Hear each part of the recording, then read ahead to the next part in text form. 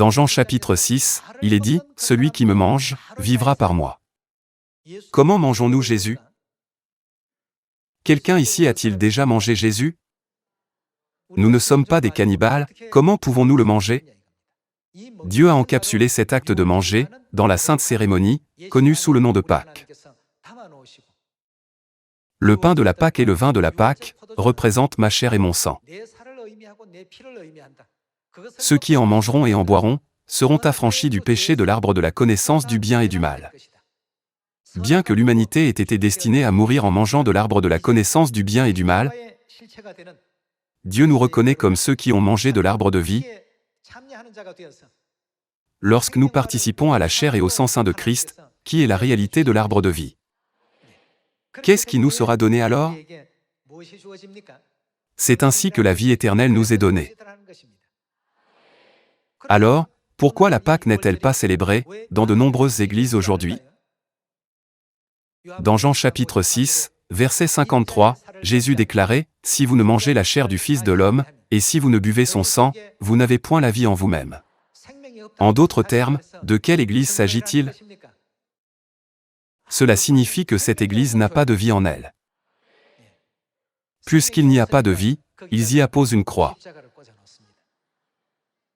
La croix est un marqueur, placé devant un tombe. Ils ont adopté et accepté toutes les cérémonies des religions païennes. Dieu a dit, ce sont toutes des idoles, alors elles doivent toutes être détruites. La Bible insiste sur ce point depuis des milliers d'années. Ils l'ont marqué comme un signe qu'il n'y a pas de vie. Lorsque vous allez dans une église avec une croix, qu'est-ce qui manque à chacune d'elles? Il n'y a pas de chair et de sang du Fils de l'homme, et il n'y a pas de Pâques. Il est vraiment regrettable que, malgré les nombreuses mentions et enseignements de la Pâque dans la Bible, et le fait que Jésus l'ait observé, ils ne l'observent pas. Jetons un œil à Matthieu chapitre 28, verset 18. Dans Matthieu chapitre 28, verset 18, il est écrit, « Jésus, s'étant approché, leur parla ainsi, « Tout pouvoir m'a été donné dans le ciel et sur la terre. Allez, faites de toutes les nations des disciples, les baptisant au nom du Père, du Fils et du Saint-Esprit,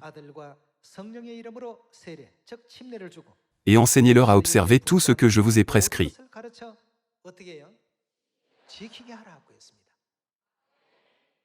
Alors, ne devrions-nous pas enseigner à tous les gens ce que Jésus nous a prescrit?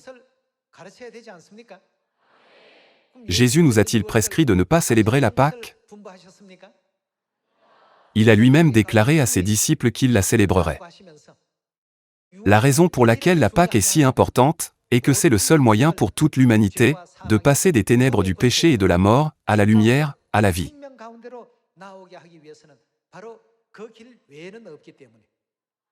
Par conséquent, Dieu l'a estampillé comme la nouvelle alliance pour signifier cette promesse.